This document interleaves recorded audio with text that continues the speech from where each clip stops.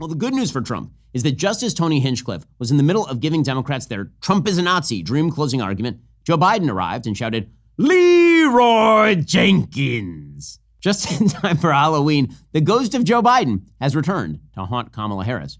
Probably because she killed him. Also maybe because she's the black lady in the horror film, which means... On Tuesday night, in response to the joke heard around the world, Joe Biden called Trump supporters garbage on a campaign conference call hosted by a Latino nonprofit organization. Just the other day, a speaker at his rally called Puerto Rico a floating island of garbage. The only garbage I see floating out there is his supporters.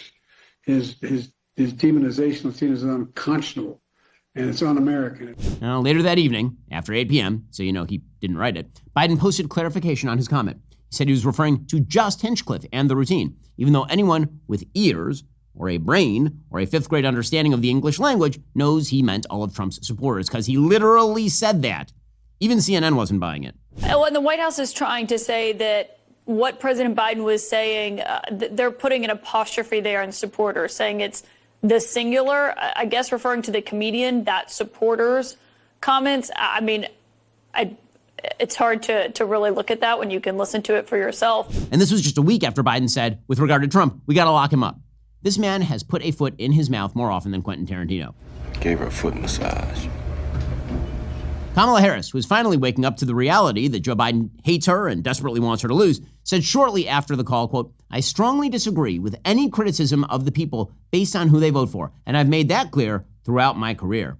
Yes, Kamala is now posing as a unifier, which is weird, since last week she basically said nuns should be forced to perform abortions. What concessions would be on the table? Religious exemptions, for example? Is that something that you would consider? I don't think we should be making concessions when we're talking about a fundamental freedom to make decisions about your own body. The Democrats have called Trump Hitler and Israeli a Nazi rally, but we're supposed to believe that they have nothing but the greatest respect for people who vote for Trump. Yes, everyone. I just want to say I love and respect all the Nazis who are voting for Adolf Hitler and Donald Trump. Nobody buys this. Nobody. But Kamala does have to run screaming from Joe Biden at this point, mainly because he's coming down the darkened hallway very, very slowly, muttering to himself and wielding a blood-stained axe. Is he a vampire? A zombie? She'd call a priest, but she already put them all in prison. We'll get to more Ben After Dark in a moment. First, as social unrest escalates and crime rates climb, securing the safety of our families is more crucial than ever. I'm about as pro-Second Amendment as it gets, but the thought of using lethal force is not ideal for everyone. That's why you need to check out Byrna.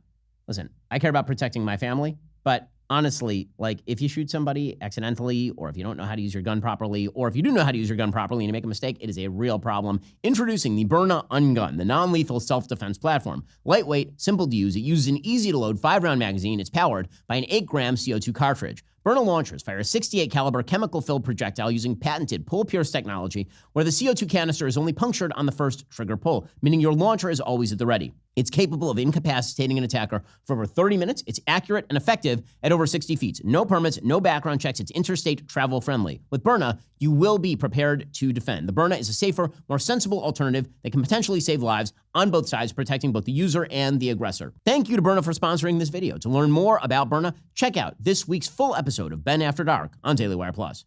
Crazily, Joe Biden does plan to continue stumping for Kamala even through next week. Harris may actually have to physically incapacitate him to stop him from destroying her campaign. Me and Vice President Harris are the same. Oh, okay. Ha ha. Great stuff. Thank you, Joe. It shouldn't be too hard. Just sick angry Emhoff on him. Doug will either beat the shit out of him or impregnate him. Those are the two modes. All that Kamala wants is for Joe Biden to disappear, just like Ellen Page.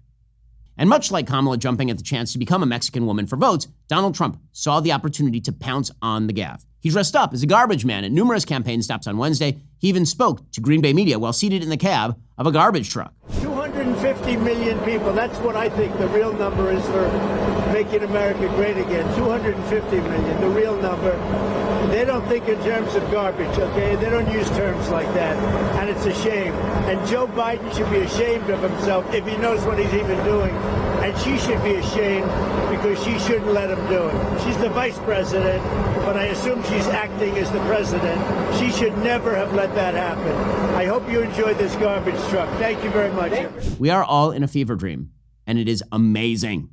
Donald Trump has served McDonald's. He's taken out the trash. Now all we need is him killing a cow and grinding up some onions to complete the supply chain.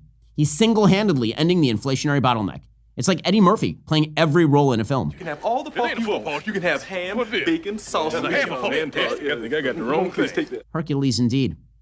Well, folks, if we learned anything from the clandestine transition of power from Joe Biden to Kamala Harris during her hostile takeover of the campaign, it's that this quote, made famous by Omar on The Wire, is still one of the best lines in TV history. If you come for the king, you best not miss. They tried to stab Joe Biden in the heart, but as it turns out, he never had one, and so he's still around, lurking, waiting for the moment to take his revenge. You have to imagine Nancy Pelosi, Chuck Schumer, George Clooney feverishly texting one another, trying to figure out which stair to loosen in Joe's house, or how to get Alec Baldwin near him with a live gun. Well, y'all made your bed, guys. It's time to lie in it. Just be sure to look under the bed first, because Joe Biden might be there, waiting for his moment to strike.